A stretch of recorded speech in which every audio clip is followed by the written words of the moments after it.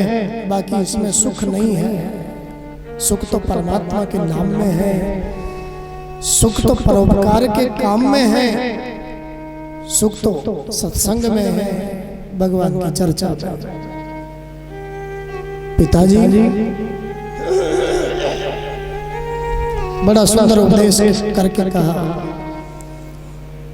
धर्मं भजस्व सततं त्यज लोक धर्मा सेवस्व साधु पुरुषान् जहि काम तृष्णा अन्यस्य दोष गुण चिंतन मासु मुक्त्वा सेवा कथा रसमहो नितरां पिबत।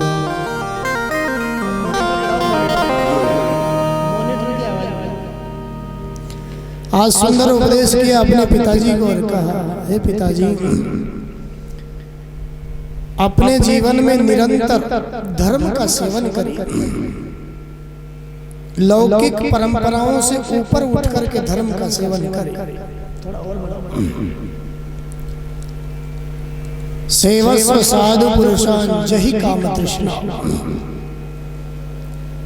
आशाओं को, तृष्णाओं को, कामनाओं को दूर रख करके जो साधु पुरुष है, महान पुरुष है, सत्पुरुष है, भगवान के प्रेमी है, भक्त पुरुष है, उनकी सेवा करिए। दूसरों के जो गुण, क्योंकि दूसरों में जो भी जो अहंकार है, उस अहंकार को दूर करिए। देह के प्रति कैसी अहमता, देह के प्रति कैसा अहंकार। 12 घंटे जिस अन्न की नित्यता नहीं है, उसी अन्न से हमारा ये शरीर पालित होता है। 12 घंटे उस अन्न की नित्यता नहीं है, तो फिर इस शरीर की क्या नित्यता है। काहे का अहंकार 5 तत्वों से मिलकर के, पिता के तेज से, माँ के रज से मिलकर के ये शरीर बना।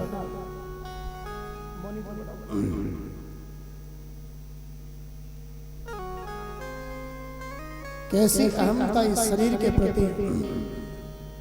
जब शरीर ही हमारा नहीं है पिताजी, तो शरीर के नाते, शरीर के रिश्ते हमारे कैसे हो सकते हैं।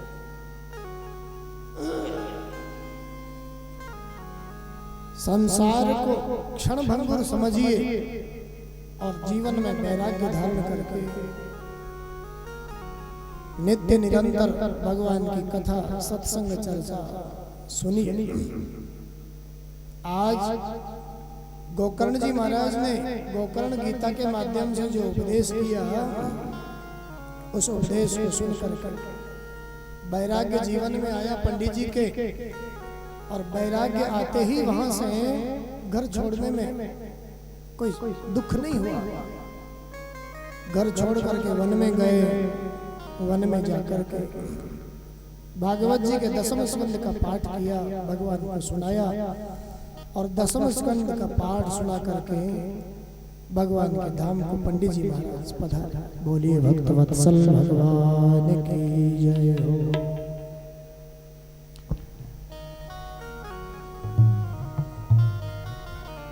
आइए 2 मिनट हरि नाम संकीर्तन, उसके बाद पावन कथा हम श्रवण करेंगे।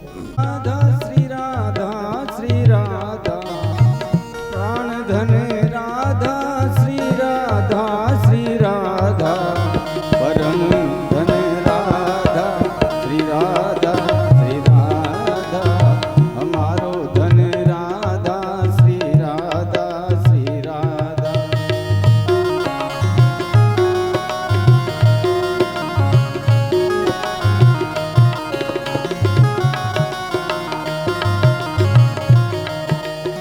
हमारो धन राधा श्री राधा श्री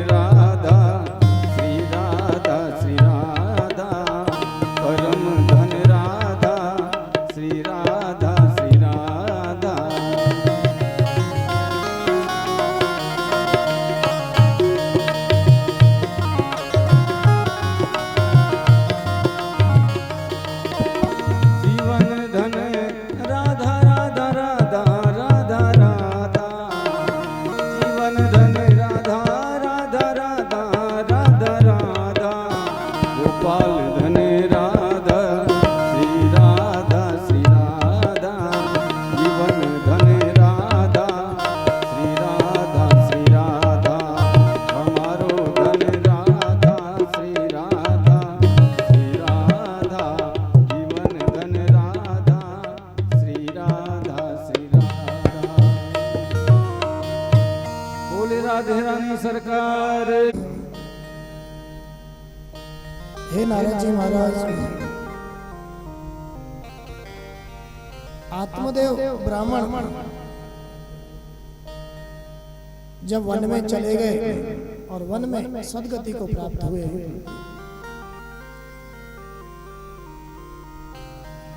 गोकर्ण जी महाराज तीर्थ यात्रा के लिए चले गए। धुंधली माने भी धुंधकारी के कुकर्मों के कारण अपनी जीवन लीला समाप्त कर ली।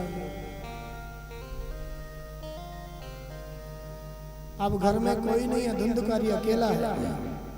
5-5 गणिकाओं को अपने घर में रखता है। परम स्वतंत्र न सर पर कोई।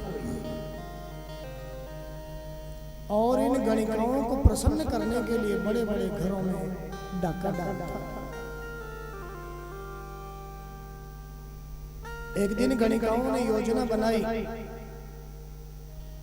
मतवाला होकर के आया, चोरी करके आते ही चारपाई पर लेटा, रस्सी से बांध दिया, डंडों से पीट करके मारने लगी। मरा नहीं, जलते हुए अंगारे मुंह में ठूस ठूस करके मार डाला। अकाल मृत्यु हुई, धरती में गड्ढा खोद करके गाड़ दिया और सारा धन लेकर के वहां से चंपत हो गए।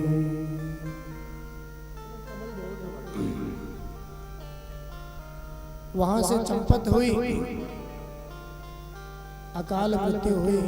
परिणाम महान प्रेत बन गया, धुंधकारी पिशाच बन गया।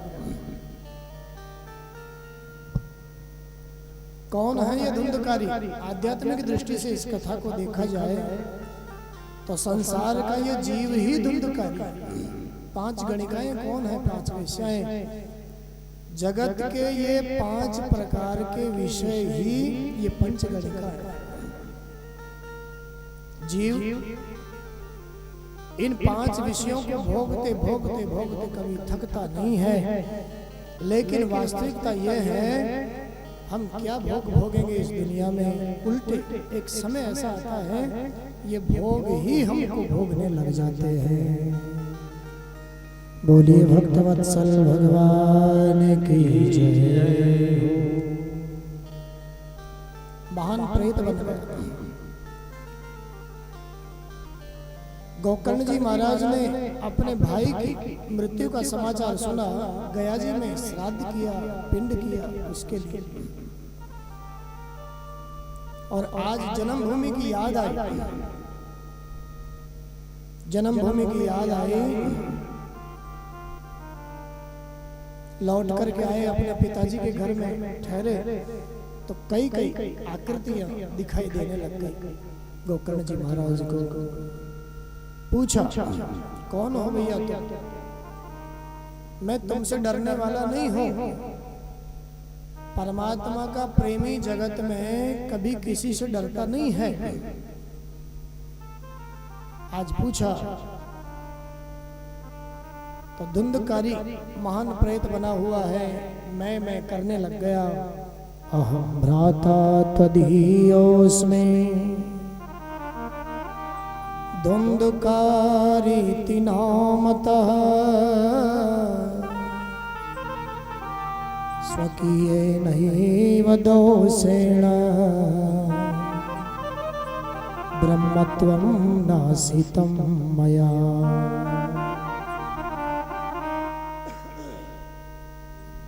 हे भाई जी, मैं आपका भाई धुंधकारी हूं। मेरे कर्मों की कोई संख्या नहीं है। मैंने ऐसे ऐसे कुकर्म किए हैं, इन कुकर्मों के कारण मेरी ये गति हुई है। आप कृपा के सागर हैं, आप ही अब मुझे इस दुख से छुटकारा दिलाइए महाराज। गोकर्ण जी महाराज कहते हैं, भैया तुम्हारी मृत्यु का समाचार जब मैंने सुना तो गया में श्राद्ध किया तुम्हारे लिए। धुंधकारी कहता है, मेरे लिए एक नहीं 100 श्राद्ध भी कर दोगे ना तो भी मेरी मुक्ति संभव नहीं है, और ही कोई मेरी मुक्ति के लिए उपाय करिए महाराज। गोकर्ण जी महाराज ने सूर्य भगवान से पूछा और सूर्य भगवान ने कहा, हे गोकर्ण, अपने भाई का उद्धार करना चाहते हो यदि, तो उसके लिए फिर श्रीमद् भागवत की सप्ताह कथा उसको श्रवण करवाओ। हमारा विश्वास है निश्चित ही तुम्हारे भाई का उद्धार होगा। बोलिए भक्तवत्सल भगवान की जय हो। आषाढ़ के महीने में गोकर्ण जी महाराज ने स्वयं अपने भाई के उद्धार के लिए इस कथा को प्रारंभ किया। धुंधकारी को आसन दिया, आवाहन किया, हे भाई धुंधकारी, तुम जहां कहीं भी हो तुम्हारे लिए मैं आसन दे रहा हूं, यहां आकर के इस कथा को श्रवण करो और अपनी मुक्ति करो। शायद जहां पर यह कथा हो रही है वहां बांस का बगीचा था। बांस किसी ने गाड़ा नहीं है वहां, शायद बांस का बगीचा ही था। धुंधकारी बार बार आसन पर बैठना चाहता है, लेकिन आसन ही उड़ जाता है क्योंकि हवा के रूप में रहता है। आसन का मतलब एकाग्रता, स्थिरता। जब तक हमारे जीवन में स्थिरता नहीं बनती है, एकाग्रता इस कथा के प्रति नहीं बनती है, तो फिर शायद ये कथा हमारे जीवन में प्रभावी नहीं बन सकती है।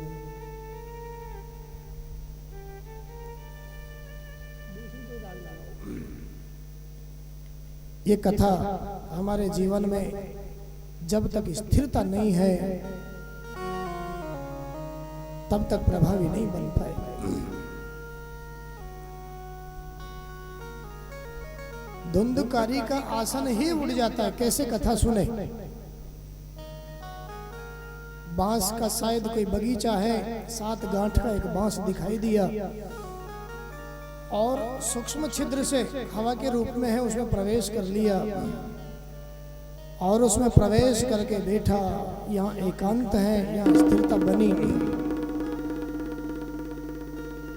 आनंद आया, इस कथा के प्रति एकाग्रता बनी। ऐसी कथा सुनी, पहले दिन की कथा सुनने से बांस की पहली गांठ फट गई। दूसरे दिन की कथा सुनने से दूसरी गांठ फट गई।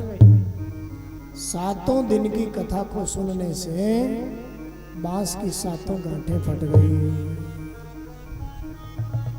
दिव्य देवताओं जैसा स्वरूप धारण करके धुंधकारी गोकर्ण जी के सामने प्रकट हो गया। हाथ जोड़कर के प्रार्थना करी, हे भाई जी, धन्या भागवती वार्ता प्रेत पीड़ा विनाशिनी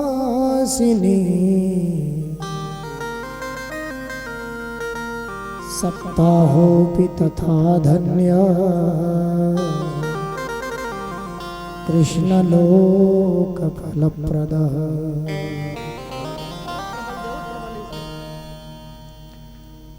प्रणाम किया। धुंधकारी ने दिव्य देवताओं जैसा रूप धारण करके और विमान में बैठ करके भगवान के धाम को जा रहा। धन्य है ये भागवती कथा, प्रेत पीड़ा का विनाश करने वाली है। इस कथा को सुनकर के हमारे जीवन में रहने वाले जो पाप है वो पाप भी कांपने लग जाते हैं। जब हम कथा सुनने के लिए आते हैं तो पाप डर के मारे घबरा जाता है। ये जीव तो कथा सुनने के लिए जा रहा है, अब मैं कहाँ रहूंगा, क्योंकि कथा के प्रभाव से मुझे बाहर निकलना होगा। भगवान के पार्षदों से गोकर्ण जी महाराज कहते हैं, भैया कथा तो यहाँ इतने लोगों ने सुनी है और विमान केवल अकेले धुंधकारी के लिए ही आया, ऐसा क्यों? ये फल में भेद क्यों हुआ? भगवान के पार्षद गोकर्ण जी महाराज से कहते हैं, हे गोकर्ण जी महाराज, कथा सुनने में भेद हो गया, इसलिए फल में भी भेद हो गया। कैसे? महाराज, कथा तो सबने सुनी, लेकिन जैसी कथा धुंधकारी ने एकांत में एकाग्रता के साथ स्थिरता के साथ सुनी, वैसी कथा सबने नहीं सुनी है। किसी का ध्यान कूलर में जा रहा है, किसी का ध्यान कोई नया आदमी आ रहा है उसकी तरफ जा रहा है, तो स्थिरता तो हमारी कहीं ना कहीं भंग होती ही है ना। जब तक स्थिरता नहीं है तब तक कथा प्रभावी नहीं हो सकती है। 7 गांठ का बांस क्या है? इस कथा को हमारे जीवन से जोड़ करके देखा जाए तो भैया आध्यात्मिक दृष्टि से हमारा ये मानव शरीर ही 7 गांठ का बांस है। ये मनुष्य शरीर ही बांस है। इसमें भी 7 गांठें हैं ना। गर्दन की गांठ है, कंधे की गांठ है, कोहनी की गांठ है, कलाई की गांठ है, कमर की गांठ है, घुटनों की गांठ है, टखने की गांठ है। ये 7 गांठें इसमें भी तो है। ये हमारा शरीर ही 7 गांठ का बांस है। बाहर की गांठों की बात ही छोड़िए आप। जैसे बाहर इसमें गांठें हैं, वैसे ही इसमें भीतर भी कई कई गांठें लगी हुई है। कामना की गांठ, हमारे भीतर की गांठों को देखिए आप। कामना की गांठ लगी हुई है किसी को लोभ की गांठ लगी हुई है, किसी को क्रोध की गांठ लगी हुई है, किसी को ईर्ष्या की गांठ लगी हुई है, किसी को राग की गांठ लगी हुई है। कई कई गांठें भीतर भी है। इस 7 गांठ के बांस के मानव शरीर में भीतर भी कई कई गांठें लगी हुई है। कहने का भाव इतना ही है, हम इस दृष्टि से कथा को सुने कि भैया कम से कम एक एक दिन की कथा से भीतर की जो एक एक गांठ है ना, वो एक एक गांठ तो हमेशा हमेशा के लिए खुल जावे। बोलिए भक्तवत्सल भगवान की जय। गोकर्ण जी महाराज ने अपने समस्त श्रोताओं को कहा, भैया चिंता करने की कोई जरूरत नहीं है, अब की बार तुम्हारे लिए हम दोबारा से कथा करेंगे। और दोबारा से कथा करी। ऐसी कथा लोगों ने सुनी, ऐसी कथा सुनी, क्या वर्णन करूं मैं। मनुष्यों की बात ही छोड़िए, पशु पक्षियों तक के लिए विमान आ गए और पशु पक्षी तक विमान में बैठ बैठ करके इस कथा के माध्यम से भगवान के धाम को प्राप्त किए। बोलिए भक्तवत्सल भगवान की जय। जैसे अयोध्या के वासी जब राम जी अपने साकेत को जा रहे थे तो राम जी अपने भक्तों को साथ में ही साकेत में लेकर के गए, वैसे के वैसे ही गोकर्ण जी महाराज के साथ एक कथा सुनने वाले भक्त पधारे। नारद जी महाराज ने कहा, बहुत अच्छी कथा सुनाई महाराज आपने, अब कोई संदेह नहीं शेष है, केवल और केवल थोड़ी इसकी विधि जानना चाहता हूं। इस कथा को कोई जगत का व्यक्ति करना चाहे, सुनना चाहे तो कैसे करे, क्या विधि है इसकी शास्त्र के अनुसार।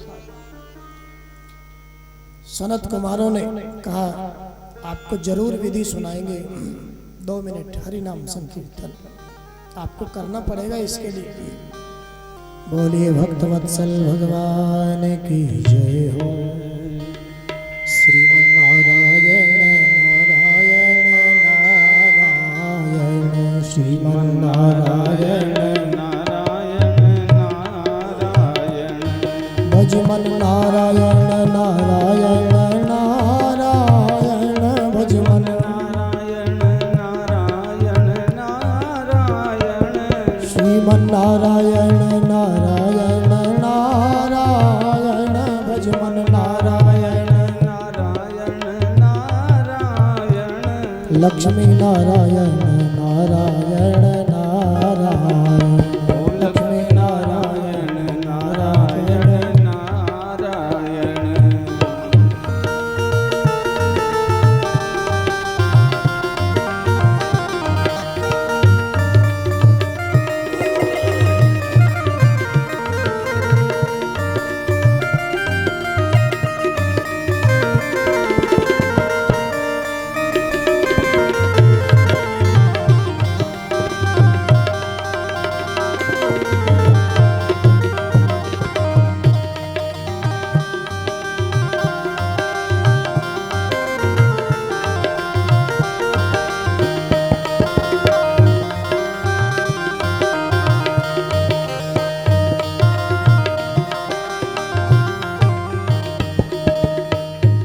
बद्री नारायण नारायण नारायण बद्री नारायण नारायण नारायण बद्री नारायण नारायण नारायण बद्री नारायण नारायण नारायण ओ सत्य नारायण नारायण नारायण सत्य नारायण नारायण नारायण सत्यनारायण नारायण नारायण श्रीमन नारायण नारायण नारायण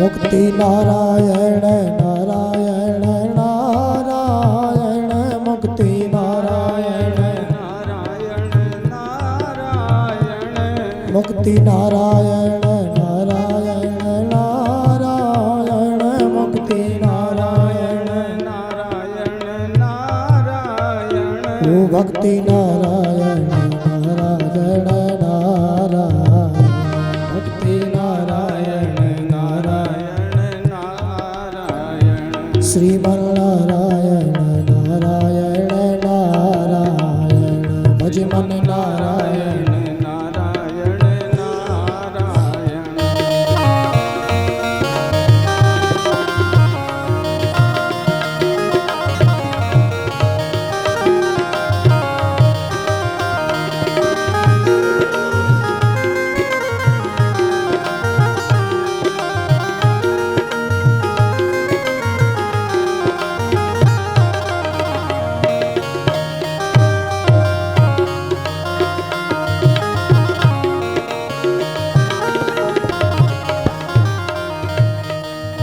भज मन नारायण नारायण नारायण भज मन नारायण गाइए सभी लोग लक्ष्मी नारायण नारायण नारायण लक्ष्मी नारायण नारायण नारायण श्रीमन नारायण नारायण नारायण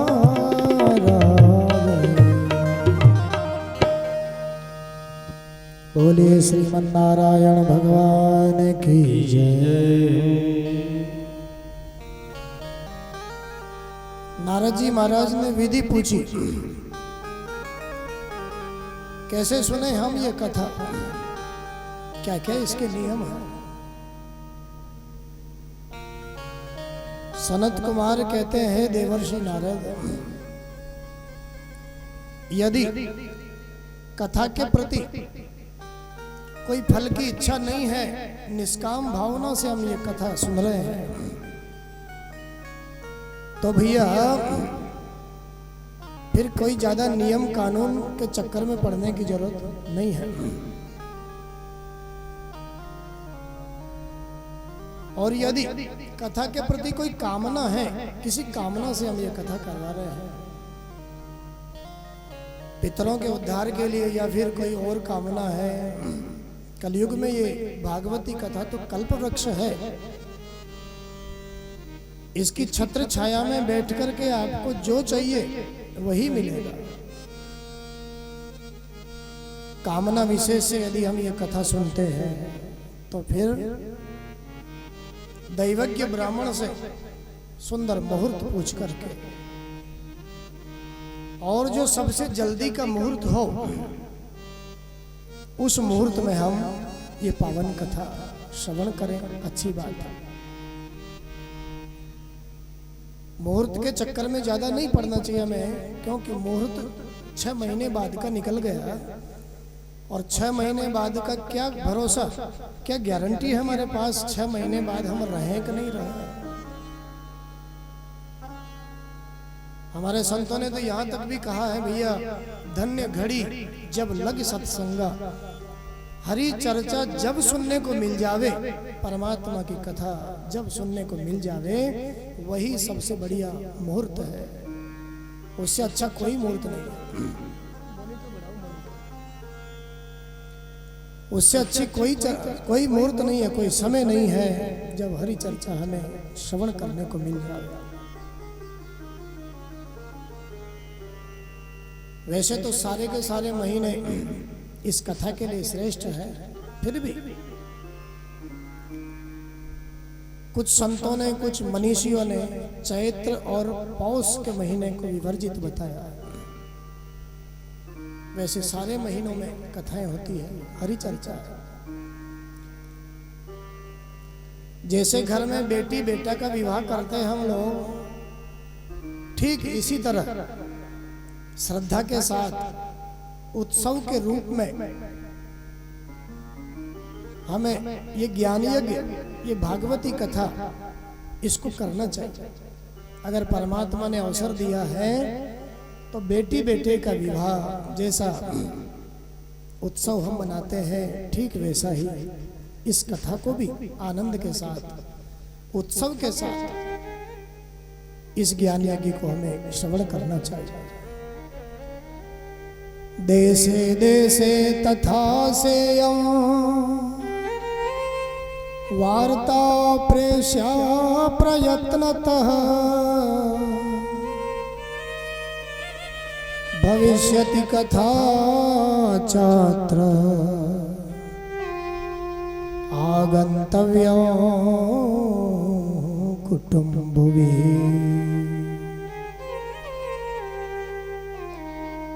देश देश में इष्ट मित्र बंधु बांधवों को, रिश्तेदारों को सूचना देनी चाहिए, भैया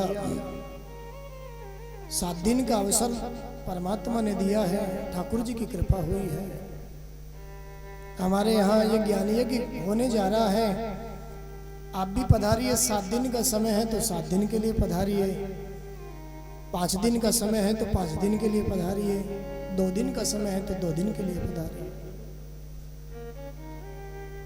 आगंतुक जो भी आवे उनके रहने खाने सोने आदि की सुंदर व्यवस्था हमको करनी चाहिए, ऐसे नियम है इस कथा के।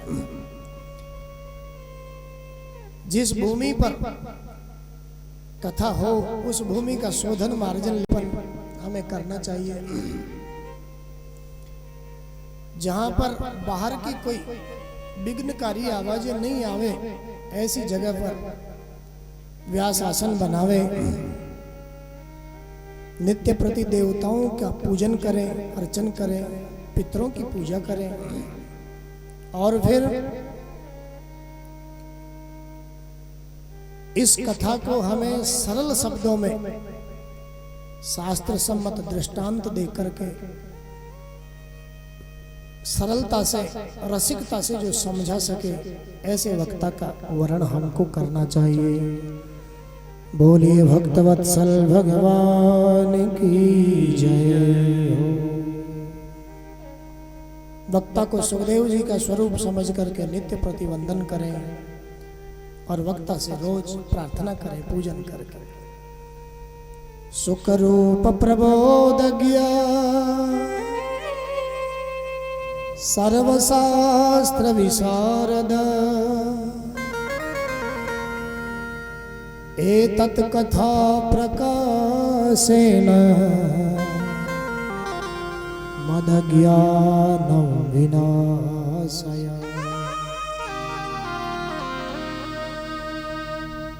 प्रार्थना करें, हे प्रभु, इस कथा के प्रकाश से हमारे जीवन में जो अज्ञान रूपी अंधेरा है, उस अज्ञान रूपी अंधेरे को आप 7 दिनों में दूर करने का प्रयास करना।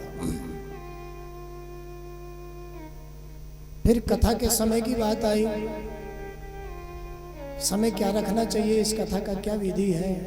तो यहाँ पर सनत कुमार नारद जी को वर्णन कर रहे हैं।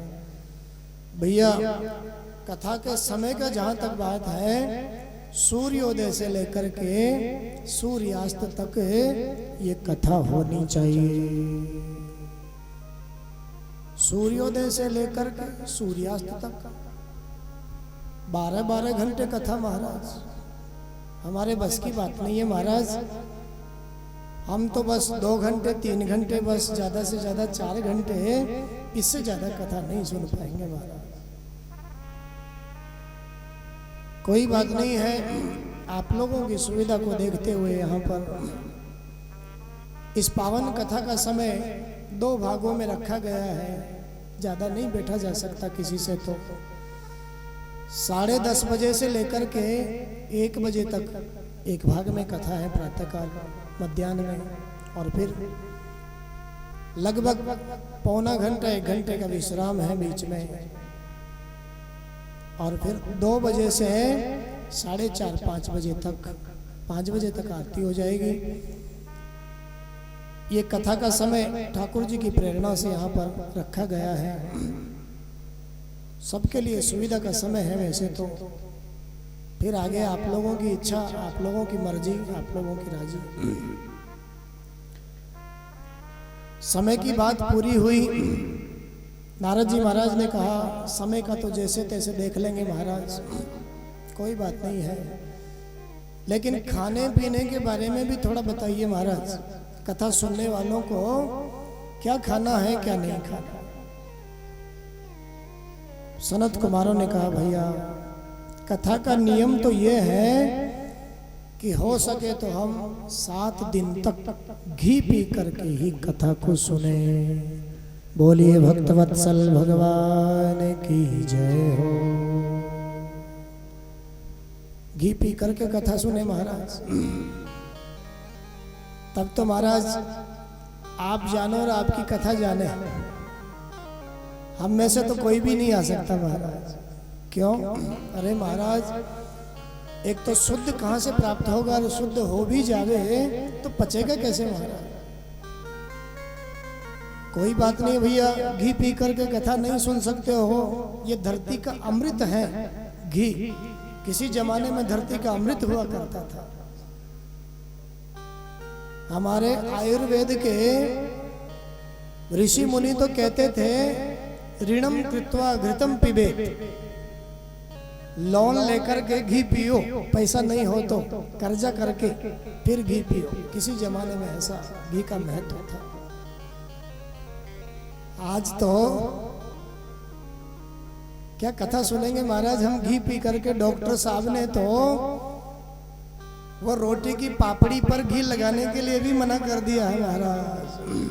हाँ, सूखी रोटी और दाल का पानी पी करके जीवन बिता रहे हैं महाराज। आप कहते हो घी पी करके कथा सुनो, नहीं हो सकता महाराज, क्षमा करना।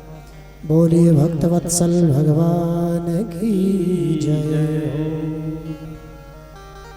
कोई बात नहीं भैया, घी पी करके कथा नहीं सुनते हो, नहीं सुन सकते हो, तो दूध पी करके कथा सुनिए, क्या फर्क पड़ता है। अरे महाराज, ये तो और भी ज्यादा विचित्र समस्या है। वह घी भी तो दूध में से ही निकलता है महाराज, घी भी नहीं पचा पाएंगे महाराज। गर्मी का समय है, शुद्ध मिलता नहीं है, कहाँ से पचाएंगे महाराज। कुछ और सरल करिए ना महाराज। कोई बात नहीं भैया, अगर दूध पी करके भी कथा नहीं सुन सकते हो, फलाहार लेकर के तो कथा सुन सकते हो। महाराज फलाहार का नाम सुनते ही घबरा जाते हैं हम तो। वो 15 दिन में एक बार एकादशी का व्रत करते हैं ना, तो सुबह से लेकर के जब तक सो नहीं जाते हैं तब तक फलाहार के रूप में कुछ न कुछ लेते ही रहते हैं। आधा घंटे के बाद में, एक घंटे के बाद में कुछ न कुछ लेते ही रहते हैं। जैसे तैसे करके उस एकादशी को पूर्ण करते हैं महाराज। 15 दिन में एक बार। आप कहते हो 7 दिन तक फलाहार लेकर के कथा सुननी पड़ेगी। क्षमा करना महाराज, नहीं हो सकता। बोलिए भक्तवत्सल भगवान की जय हो। कोई बात नहीं भैया, फलाहार लेकर के भी कथा नहीं सुन पा रहे हो, उसमें भी कोई विघ्न है, कोई बात नहीं है। आपकी सरलता के लिए एक समय फलाहार करिए, एक समय भोजन करिए।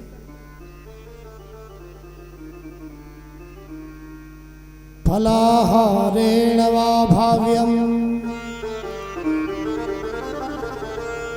एक भुक्तेन वा पुनः नोपवासो वर प्रोक्तः कथा विघ्न करो यदि। कोई बात नहीं है, एक समय फलाहार करिए और दूसरे समय भोजन करिए। महाराज इसके बारे में विचार करेंगे। अगर ये भी नहीं हो भी किसी से तो अंत में सनत कुमारों ने कहा भैया कोई बात नहीं, आप 2 बार की जगह 4 बार भोजन करिए और 4 बार भोजन करके कथा सुनिए, लेकिन भोजन इतना करना है कि यहाँ आने के बाद में फिर हमारी गर्दन झटका नहीं लेने लग जाए। इतना सा ध्यान रखना है। भोजन के लिए इस कथा में कोई विघ्न नहीं है, कोई मना नहीं है। केवल इसलिए मना कर रहे हैं कि भोजन से प्रमाद पैदा होता है और प्रमाद से आलस्य पैदा होता है।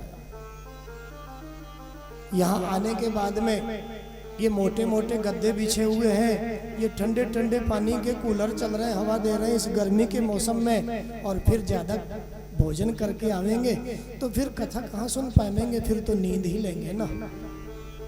तो यहाँ वर्णन कर रहे हैं सनत कुमार भागवत की कथा में, पद्म पुराण का महात्म्य है। नोपवासो वर प्रोक्तः कथा विघ्न करो यदि। भैया भूखे नहीं रह सकते हो, कोई बात नहीं, दोनों समय भोजन करिए, लेकिन हल्का फुल्का भोजन करिए जिसमें कथा में बैठने में कोई विघ्न नहीं हो। वैसे भी 7 दिन कथाव्रती को संकल्प के साथ कथा सुन रहे हैं, तो गरिष्ठ अन्न का तो वैसे भी त्याग करना चाहिए। जिस अन्न से ज्यादा आलस्य पैदा हो ऐसे अन्न को तो खाना नहीं चाहिए।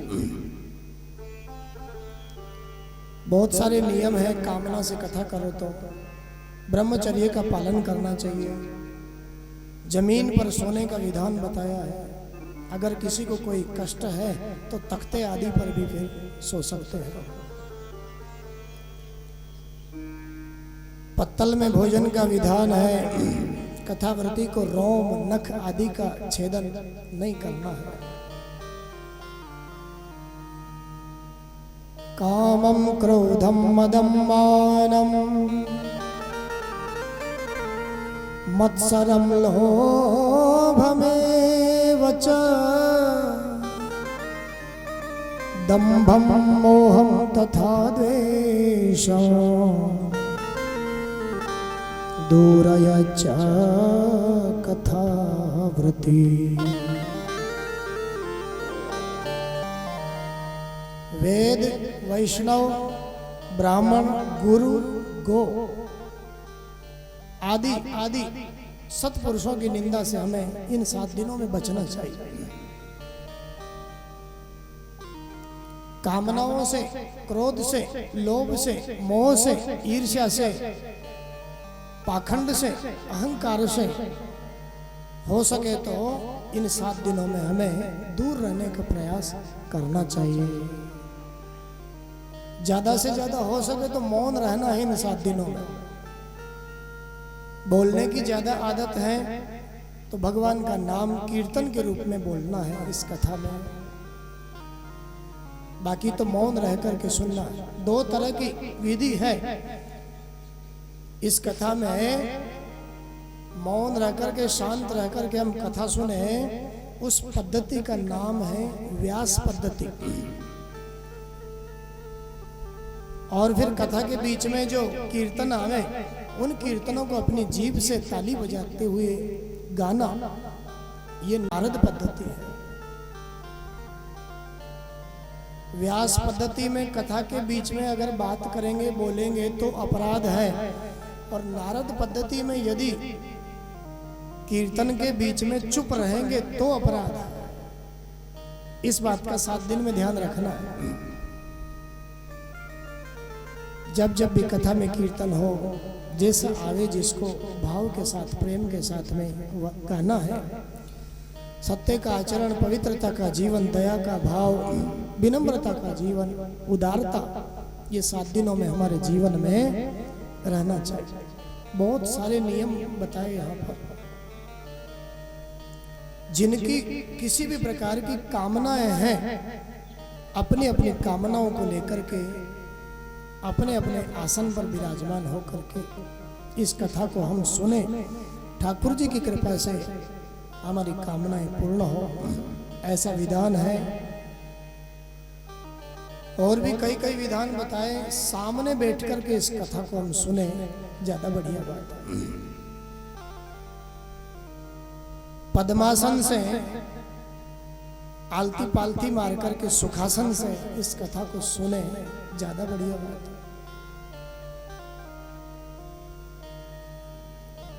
सुखासन से कैसे सुने महाराज? घुटने दुखने लग जाते हैं ना, एक जगह बैठ नहीं पाते हैं ना, कैसे सुने महाराज? भैया कोई बात नहीं है, हमारे संतों ने वर्णन किया है, जिस आसन से बैठ करके आपको सुख मिलता हो, उसी आसन से बैठ करके कथा सुनिए। घुटने दुखते हैं तो कुर्सियों की व्यवस्था है, कुर्सियों पर बैठ करके कथा सुनिए, जैसे भी सुनिए। लेकिन एक आसन के बारे में बताया जिसका नाम दरिद्र आसन, उस आसन से कभी कथा मत सुनिए। कैसा है वह आसन? अपने दोनों घुटने ऊंचे करके हम यूं हाथ बांध करके बैठ जाते हैं ना, इस आसन से कभी कथा मत सुनिए। ऐसा वर्णन संतों ने किया है कि इस आसन से यदि कुबेर महाराज भी कथा सुनने बैठ जावे ना, तो एक बार वह भी दरिद्र हो सकते हैं। इसलिए हो सके तो सुखासन से बैठ करके कथा सुनिए, सामने बैठ करके कथा सुनिए, ज्यादा बढ़िया बात है। बोलिए भक्तवत्सल भगवान की जय हो। बहुत सारे नियम बताए हैं, संक्षिप्त में आपके साथ थोड़े से नियम वर्णन किए गए हैं, लेकिन ध्यान देने की एक ही बात है, महत्वपूर्ण बात एक ही है, समझने की बात एक ही है। नियम निभे तो बहुत अच्छी बात है, और नियम नहीं निभे तो भी बहुत अच्छी बात है। कथा तो हर परिस्थिति में सुनना ही सुनना है, बस समझने की बात यही है। नियम निभे तो अच्छी बात है, नहीं भी निभे तो कोई बात नहीं है। आपको जैसे सुख मिलता हो वैसे ही कथा सुनिए, लेकिन कथा तो हर परिस्थिति में सुनिए। सनत कुमारों ने ऐसे नियम बताए। कीर्तन हुआ, कथा के अंत में भगवान ब्रह्मा जी, भगवान शिव प्रकट हो गए, भक्त प्रकट हो गए, प्रहलाद जी महाराज। प्रहलादस्तालधारी तरलगति तया, चौद्धवः कांस्यधारी वीणाधारी सुरर्षि स्वरकुशलतया, राग करता अर्जुनो हो। ऐसा कीर्तन हुआ, प्रहलाद जी महाराज ने ताली बजाना प्रारंभ कर दिया। उद्धव जी महाराज मजीरा बजा रहे प्रकट हो गए इस कथा के कीर्तन में। देवर्षि नारद ने भी अपनी वीणा को संभाल लिया और वीणा में सुंदर सुंदर स्वर लहरियां छेड़ रहे हैं। अर्जुन गाने में बड़े निपुण हैं। अर्जुन आलाप लेना शुरू कर रहे हैं। देवराज इंद्र ने मृदंग उठा लिया। सनत कुमार जय जयकार कर रहे हैं। व्यास जी महाराज भी, सुखदेव जी महाराज भी भागवत के श्लोकों को सुनाई सुनाई गा रहे हैं।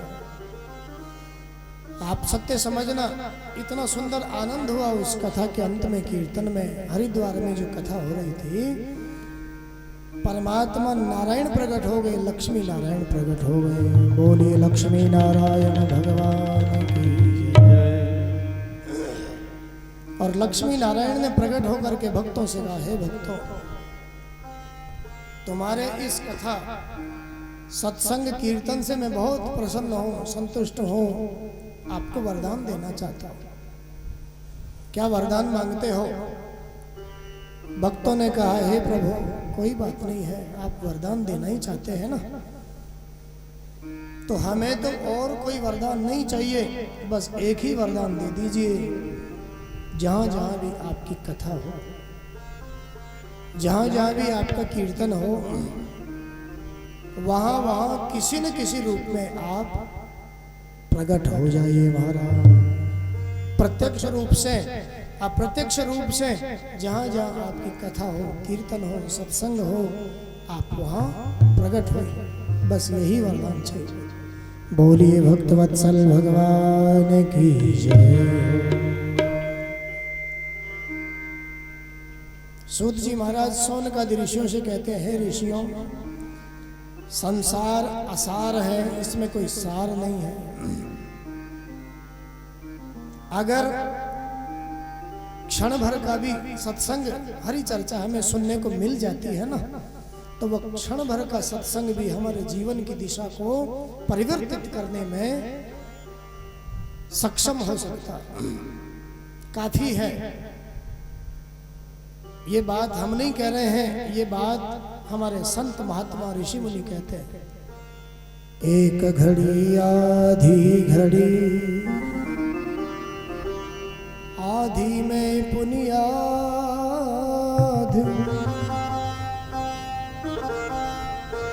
तुलसी संगत साध की, हरे कोटि अपराध।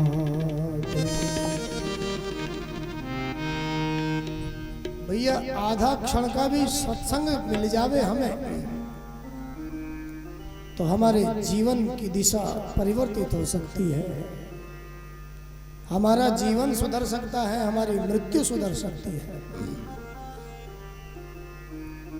और इस बात के साक्षी यदि कोई है तो परीक्षित महाराज इस बात के साक्षी है। इस कथा को सुनकर के 7 दिनों में ही उन्होंने अपनी मुक्ति को निश्चित कर लिया। आइए, जिस परमात्मा की कृपा से परीक्षित महाराज को मुक्ति मिली, ये कथा श्रवण करने को प्राप्त हो। अब तक हमने इस कथा की महिमा को सुना, अब आगे यहाँ से भागवत का मंगलमय शुभारंभ हम कर रहे हैं। बोलिए भक्तवत्सल भगवान की जय।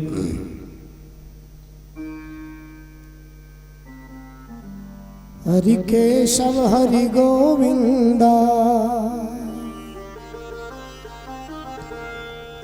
हरि माधव हरि गोविंदा, हरि नारायण हरि ओम, हरि सुंदर नंद मुकुंद, हरि नारायण हरि ओम, हरि सुंदर नंद मुकुंद, हरि नारायण हरि ओम।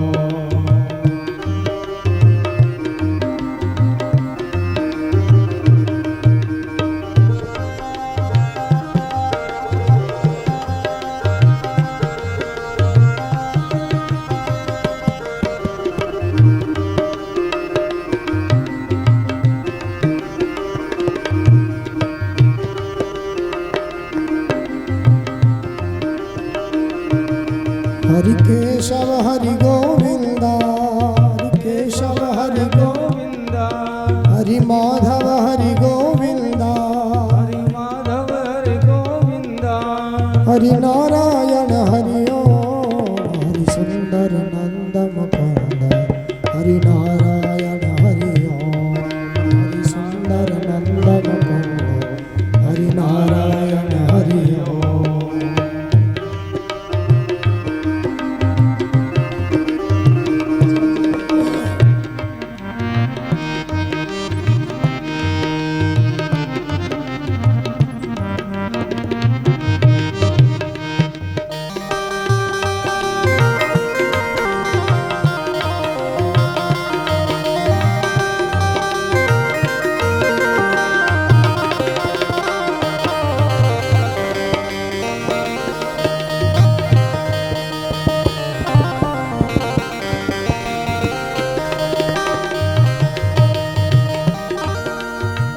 बनवारी कृष्ण मुरारी, बनवारी कृष्ण मुरारी, गोवर्धन गिरिवरधारी, गोवर्धन गिरवरधारी, गोवर्धन गिरिवरधारी, गोवर्धन गिरिवरधारी, बनवारी कृष्ण मुरारी, बनवारी कृष्ण मुरारी, गोवर्धन गिरिवरधारी, गोवर्धन नित नित कर माखन चोरी गोपी बलिहारी, नित नित कर माखन चोरी गोपी बलिहारी।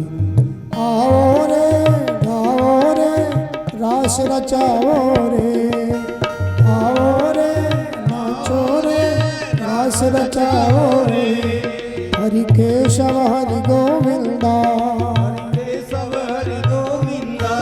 हरि माधव हरि गोविंदा, हरि नारायण हरि ओम, हरि सुंदर नंद मुकुंद, हरि नारायण हरि ओम, हरि सुंदर नंद मुकुंद, नारायण हरि ओम।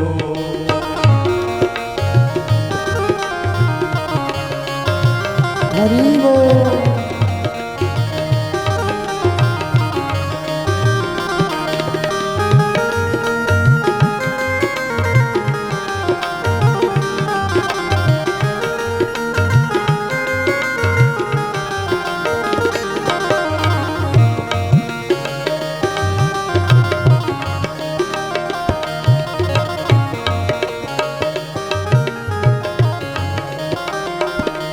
हरि केशव हरि गोविंदा, हरि माधव हरि गोविंदा, हरि केशव हरि गोविंदा, हरि माधव हरि गोविंदा, हरि नारायण हरि ओम, हरि सुंदर नंद मुकुंद, हरि नारायण हरि ओम, हरि सुंदर नंद मुकुंद, हरि नारायण हरि ओम, हरि सुंदर नंद मुकुंद, हरि नारायण हरि।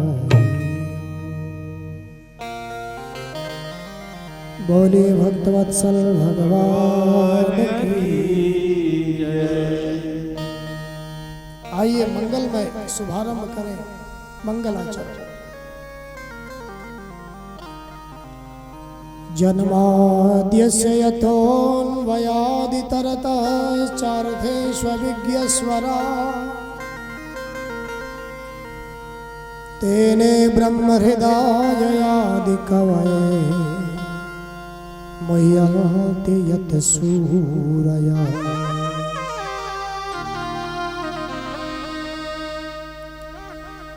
तेजो वारिमृदां यथा विनिमयो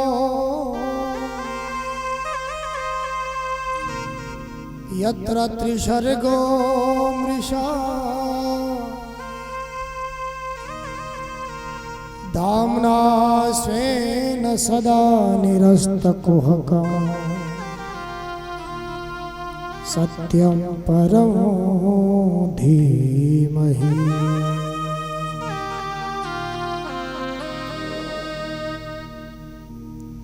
बहुत सुंदर मंगलाचरण किया व्यास जी महाराज ने भागवत में। जो परमात्मा इस जगत का सृजन करने वाले हैं, पालन करने वाले हैं, लय करने वाले हैं, अपने आप में तेजोमय है, प्रकाशमान है, ज्ञानवान है, षड ऐश्वर्य संपन्न है, जिनकी लीला कथाओं चरित्रों में कभी कभी ब्रह्मा जी जैसे ज्ञानी ध्यानी भी मोह को प्राप्त हो जाते हैं। हमारी तुम्हारी तो बात ही छोड़िए, हम तो किसी गिनती में ही नहीं है। ब्रह्मा जी जैसे ज्ञानी ध्यानी जन, बलराम जी जैसे परमात्मा के अंग संग रहने वाले तत्व, वे भी कभी कभी भगवान के लीला चरित्रों में मोह को प्राप्त हो जाते हैं। कैसे? जैसे जेठ की दोपहरी में हम दूर झांक करके देखते हैं तो सूर्य नारायण की किरणों के तेज के कारण ये थल ही हमें जल जैसा दिखाई देने लग जाता है। ठीक वैसे ही परमात्मा की लीला कथाओं में, चरित्रों में ब्रह्मा जी जैसे ज्ञानी भी मोह को प्राप्त हो जाते हैं। आगे कथा आएगी, ब्रह्मा जी जैसे ज्ञानी को भी मोह हो गया भगवान की लीला चरित्रों में, और वृंदावन की लीला में मोहित होकर के, भ्रमित होकर के भगवान के ग्वाल बाल बछड़ों को चुरा लिया। तो हमारी तुम्हारी तो बात ही कहाँ। अगर भगवान की लीला कथा में हमें कोई भ्रम हो जाता है, अज्ञान पैदा होता है, कौन आश्चर्य की बात है।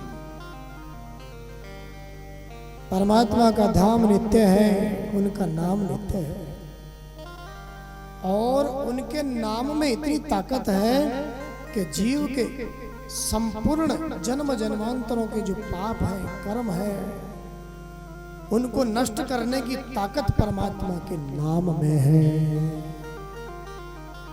ऐसे सत्य स्वरूप परमात्मा जो कृष्ण स्वरूप नारायण है, ऐसे सत्य नारायण भगवान को हम सब नमस्कार करते हैं। बोलिए सत्य नारायण भगवान की जय हो। भागवत के प्रारंभ में व्यास जी महाराज ने किसी भी देवता की वंदना नहीं करी है, क्योंकि अगर मैं किसी देव की वंदना करूंगा, मन में विचार किया, तो लोग समझेंगे ये उस देवता से संबंधित ग्रंथ है, इसलिए किसी का वंदन नहीं है। केवल और केवल भागवत के प्रारंभ में, मध्य में और अंत में केवल और केवल सत्य की ही वंदना व्यास जी महाराज ने की है।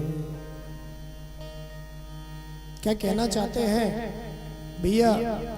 सत्य का आचरण जीवन में करोगे तो सत्य ही तो नारायण है।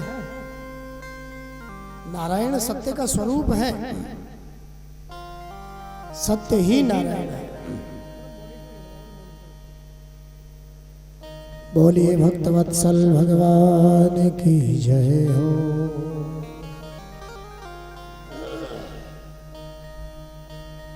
आगे फिर परम धर्म का निरूपण करते हुए भागवत के बारे में बताया। ये भागवत क्या है? निगम कल्पतरोर गलितम फलम सुखमुखादमृत द्रव संयुतम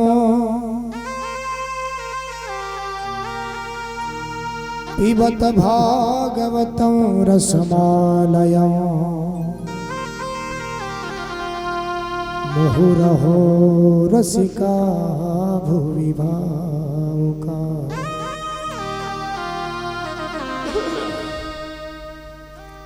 भैया भागवत क्या है समझाते हुए कह रहे हैं, निगम कहते हैं वेद को, और वेद का पका हुआ फल ही ये श्रीमद् भागवत है।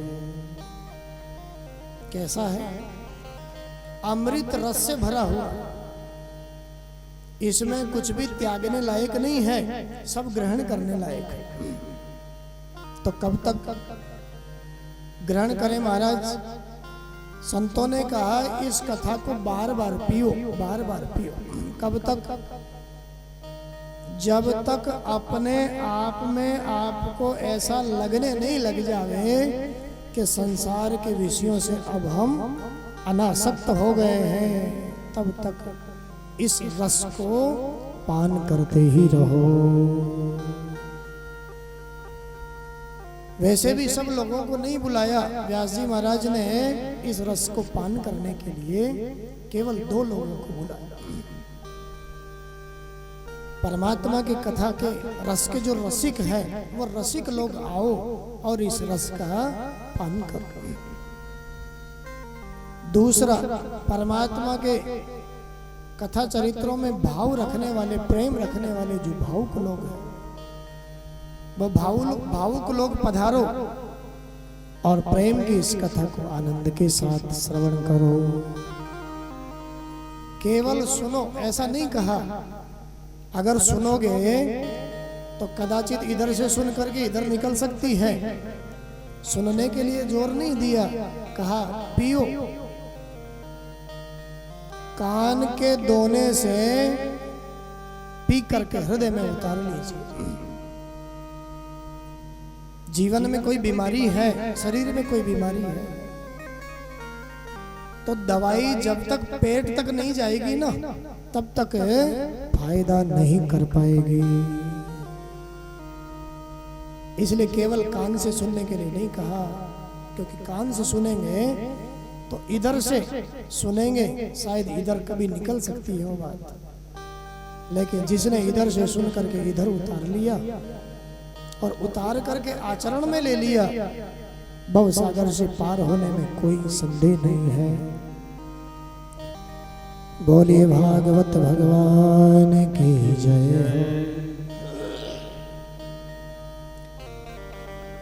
आपको वर्णन किया गया नैमिषारण्य की पवित्र पावन भूमि पर सौन का 88,000 महात्मा विराजे हैं। इस पावन कथा को सुनने के लिए 1000 वर्ष तक इस कथा को सुनने का संकल्प लिया है। महात्माओं के जीवन में कोई संकट नहीं है, फिर भी देखिए जगत के लोगों के दुख दूर करने के लिए महात्माओं ने सोचा कोई बात नहीं है, संसार के प्राणियों के दुख दूर हो, इस भाव से हम इस कथा को श्रवण कर रहे हैं। कोई संकट नहीं है जीवन में, फिर भी 1000 वर्ष की कथा सुनना चाहते हैं। और हमारे जीवन को देखिए, पग पग पर संकट है। ऐसा कोई दिन नहीं निकलता शायद जिस दिन हमें संकट नहीं हो। पग पग पर संकट होने के बाद में भी संकट मिटाने वाली जो हरि चर्चा है, सत्संग है, कथा कीर्तन है, उसको हम श्रद्धा से सुनना नहीं चाहते हैं। बोलिए भक्तवत्सल भगवान की जय। आज सोनकादि ऋषियों ने 6 प्रश्न किए हैं जगत कल्याण के लिए सूत जी महाराज से, और 6 प्रश्न बड़े सुंदर प्रश्न है। महाराज, हम जानना चाहते हैं प्राणी मात्र के कल्याण का साधन क्या है, ये हमारा पहला प्रश्न है।